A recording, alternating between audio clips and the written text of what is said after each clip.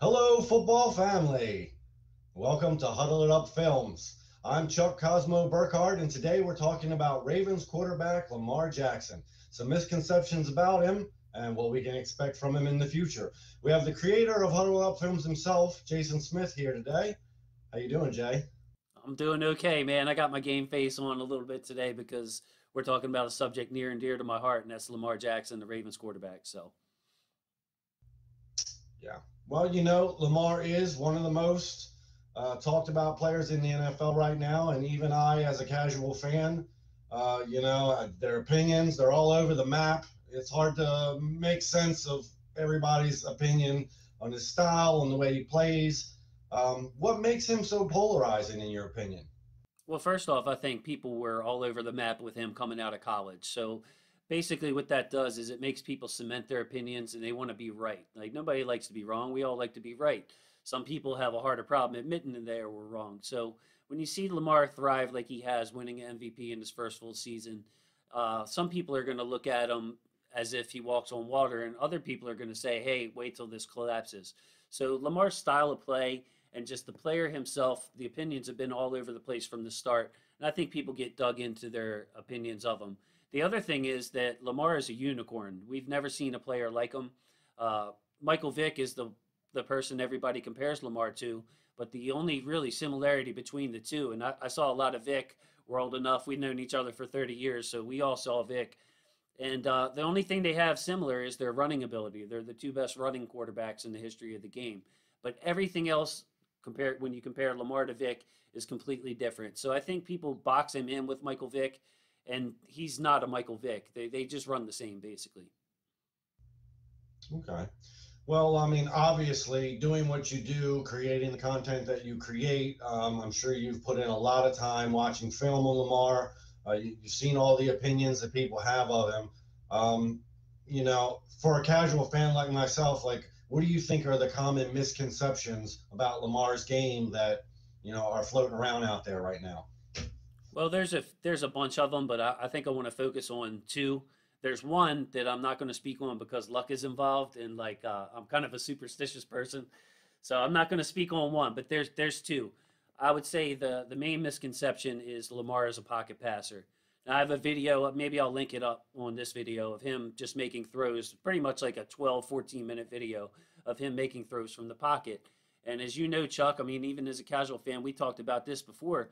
All the Ravens see basically is zone defense. Uh, Teams can't afford to play man defense because they can't afford to turn their back on Lamar. Because what happens when they turn their back on Lamar, man?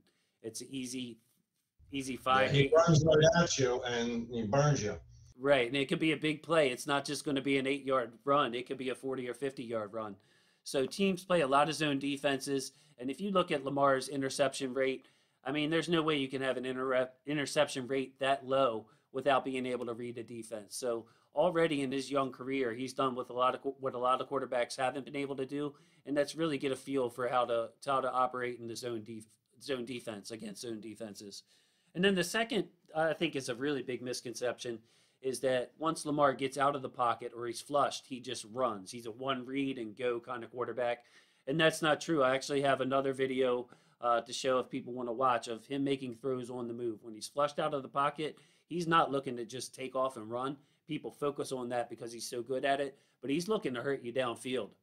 So that's the two biggest misconceptions I would focus on with Lamar. One, that he can't read defenses. That's absolutely ridiculous. And the two, he's a one read and go. He's just looking to run quarterback. That's even more ridiculous. Anybody who watches film can tell you that's not true. Yeah, I gotcha. So, now we're kind of in the dead period of the football cycle right now. It's ranking season. Everybody's trying to get a handle on that. And, I've seen Lamar, his rankings, they're all over the place, just like the opinions of them, of course. And, I mean, in fact, he wasn't in PFS top 50 players. So, what's up with that? Where are you ranking Lamar? Well, as far as the PFF thing, I think that this being the dead period of the season, you want something that we'll call it clickbait. I'm just going to call it for what it is. Like, there's no way you can ask the players and coaches.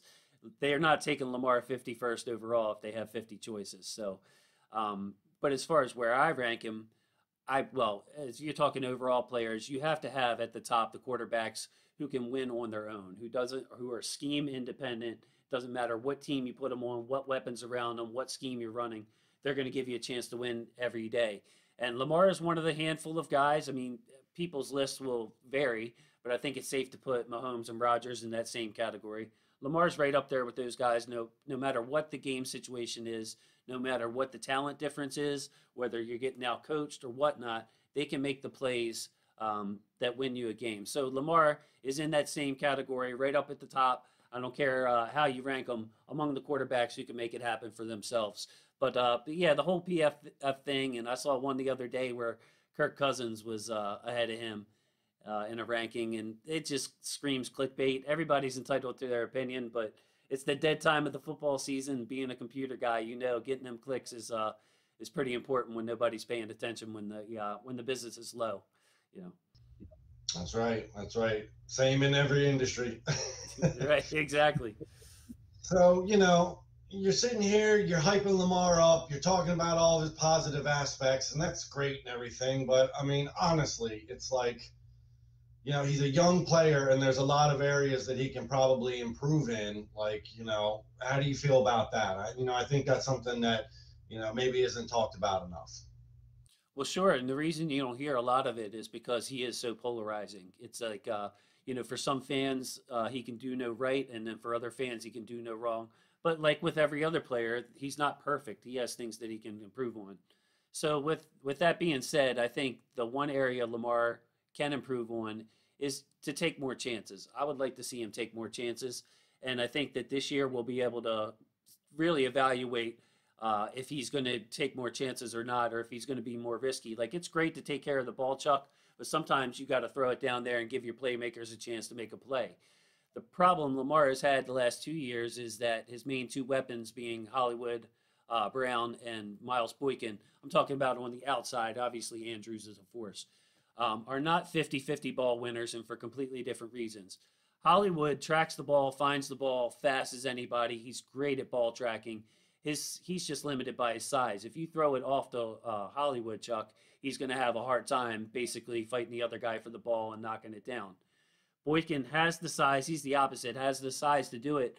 But, my main knock on Boykin is that it takes him forever to find the ball. Sometimes it'll be a full second before, whereas the cornerback finds it, full second passes, Boykin finds it. By that time, it's too late. The other guy already has body positions. So I would like to see Lamar take more choices or chances downfield. The thing is, when he doesn't take that chance, he's still going to scamper for a 5-10 yard gain. So it's hard to complain, or he'll dump it to Andrews, and that's going to get completed. So it's hard to complain, but I would like to see him take that next step and be a little more aggressive. And then there's one other thing that I wanted to talk about if I could. And that's with Lamar, I would also like to see him. It's not a velocity thing. He has a good NFL arm, a very good NFL arm. He's got a good feel for touch. You can see him mix up his speeds. But I would like to see him mechanically get better with his legs. Like, I know you watch baseball too, Chuck. You know the best baseball pitchers use their leg for leg drive. They're not just using their arm. Outfielders, infielders, all of that. Your base is very important.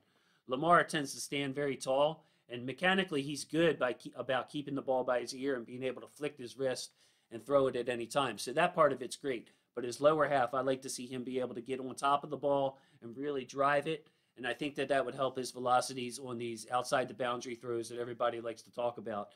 For me, it's not the boundary throws down the field. He's got plenty of touch. He can put it over the defender. But when you're on the opposite hash mark and you're throwing an out route to that side, you really have to get on top of the ball and drive it. And that's something Lamar has to work on, and I think he would tell you himself. In fact, I think he mentioned in his first press conference that he's working on his footwork, and the leg drive has a lot to do with that. I think it all ties in. Which is ironic because normally his footwork is superb. He's got guys breaking their ankles out there around him. You think he could leverage that, in his passing game. But, now that we've got a couple of seasons under the belt, let's look at a perspective of this season. Everybody wants to talk about, this and that has happened, but when we look at the season that's coming, what are the expectations? Not only for Lamar but for the Ravens offense as a unit in 2021. Yeah, that's a great question, and that's the really the $1 million question this time of year is what the offense is going to look like because on defense we have the same pieces, same coordinator. It's pretty much the same defensive unit. You know we're going to blitz. On offense, I have a hunch that we're going to throw the ball more frequently this year, and I think that our running scheme is going to be a little bit different because we have better talent in the inside of the line. We have bigger, stronger guys, better pass protectors too. We added Sammy Watkins. We added Rashad Bateman. We added Tylan Wallace. The rookie Devin Duvernay's in his second year. He was kind of cheated out of a year last year with COVID, hurt his development. So I think with more weapons, Lamar's going to have a chance to showcase his arm a lot more this year. I think we have the backs and the scheme that we can rely on them for the running game. So I think if I had to put a guess on it, I would say fewer runs for Lamar per game, but more passes per game. And what I'm looking for is kind of what we spoke about earlier with the taking more chances downfield and trusting his receivers. Like we have some great route runners on this team now with Sammy Watkins and Rashad Bateman. Hollywood's a good route runner himself. So that being said, if we can threaten teams downfield a little bit more, I think you're going to see Lamar take more chances, and I think he's going to rely on his receivers more than he has in the past. That's what I expect this year. All right. Well, I appreciate you taking this time to enlighten me with your football wisdom. As you know, us casual fans always have something to learn from you, and I appreciate it. And, keep up the great work at Huddle It Up Films, giving us all the great content on your YouTube channel, also on your Twitter account. So, everybody, you can check him out, YouTube Huddle It Up Films or at Huddle It Up Films on Twitter. And I'm Chuck Cosmo Burkhart with Jason Smith from Huddle It Up, and we're signing off. Chuck, thank you very much for doing this. I appreciate it, and I hope to have you back on the program. Appreciate it, man. Anytime. All right.